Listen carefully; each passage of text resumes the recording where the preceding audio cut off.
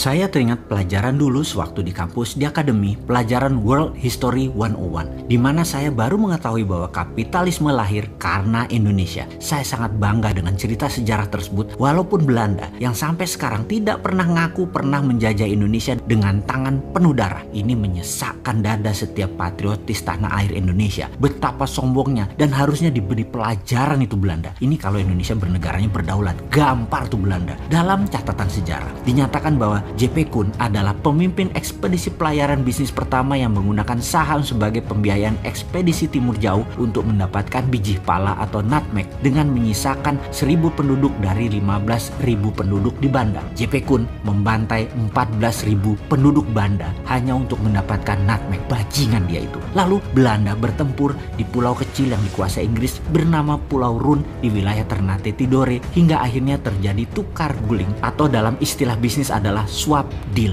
Inilah deal pertama pertukaran wilayah Pulau Run milik Inggris ditukar dengan New Amsterdam di Amerika. New Amsterdam kemudian hari dikenal dengan nama baru sehingga sekarang yaitu bernama New York. Jadi kalau tidak ada Pulau Run penghasil biji pala, maka New York dan New Frontier Inggris bernama Amerika tidak akan pernah seperti sekarang ini jangan-jangan. Kembali ke kapitalisme modern. Perjalanan Jan Pieter Soen Koen ini memerlukan biaya sangat besar. Karena itu dibuatlah sebuah usaha yang bernama VOC, Dutch East Indies Company, milik berbagai pengusaha Eropa berbasis di Belanda. Mengapa multi owner? Karena semakin banyak yang store saham, semakin kecil resiko yang ditanggung dalam perjalanan yang berbiaya sangat besar tersebut. Inilah asal muasal awal kapitalisme modal bersama. VOC adalah perusahaan pertama listing atau perusahaan pertama di dunia yang menjual stok atau sahamnya agar bisa dimiliki banyak pemodal. VOC juga perusahaan pertama di dunia yang sahamnya dimiliki oleh multi international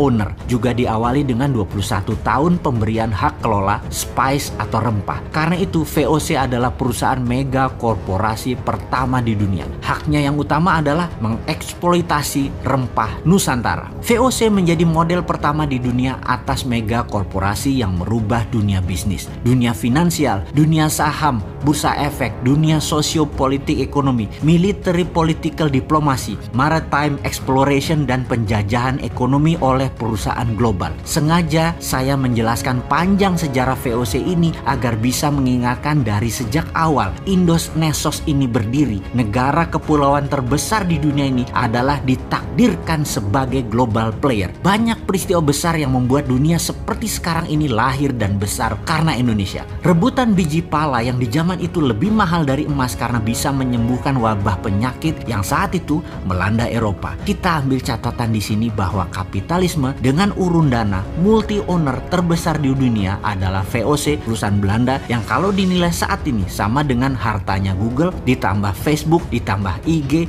ditambah WA, ditambah Amazon, ditambah hartanya Elon Musk, sama dengan VOC. Kembali ke sejarah menarik lainnya yang bernama Coleganza. Coleganzanya Venesia, kota negara kecil di bawah protektorat Italia saat ini seperti halnya City of London. Venesia juga merupakan city country yang telah ada sejak 1200 tahun yang lalu, di mana masa kejayaannya adalah di abad 11 dan 12 jauh sebelum VOC berdiri. Mereka menciptakan urun dana namun untuk pengusaha kecil, menggabungkan kekuatan multi owner namun untuk UKM. Karena sistem ekonomi Coleganza, Venesia kaya raya dengan cepat dan mengendalikan Eropa Barat kala itu. Jadi di sini kita ambil catatan lain lagi. VOC dan sistem Coleganzanya Venesia keduanya menggunakan urun dana, dan urun dana yang terbaik adalah memiliki bursa pertukaran untuk saham atau yang dikenal dengan istilah bursa secondary, seperti halnya bursa IDX-nya Indonesia atau bursa New York Stock Exchange-nya di New York. Maka di Indonesia saat ini urun dana juga sudah menjadi solusi walau baru 1 tahun ini. Namun bursa pertukaran kepemilikan atas saham UKM belum berjalan dengan baik. Untuk itu ada baiknya pemerintah mempercepat mempromosikan untuk bursa secondary ini bisa berjalan setiap hari kerja dalam waktu segera. Santara saat ini sudah mengantongi izin bursa secondary satu-satunya di equity crowdfunding.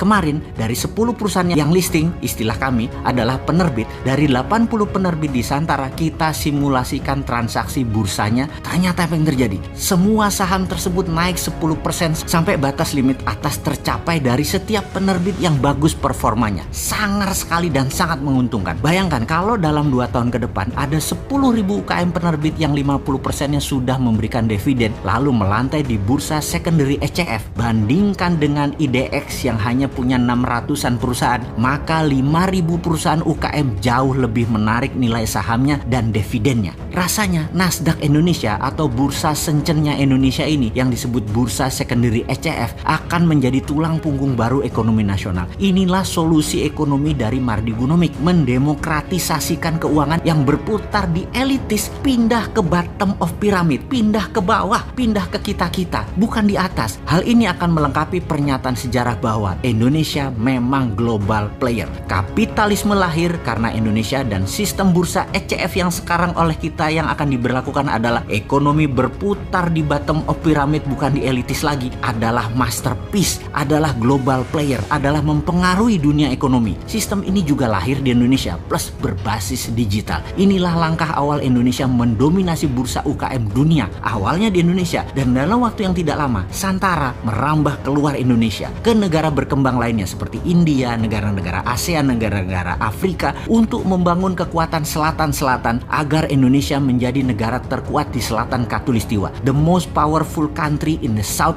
Hemisphere, sesuai impian negara kaum Sontoloyo. Bener kan? Mohon bantu promosikan hal ini wahai pejabat. Berat kalau edukasi dibebankan ke UKM. Oh iya, maaf loh ya, saya jualan Santara sekarang daripada dibilang bosman jualan ludah mulu. Bentar, padahal emang iya ya, jualan ludah.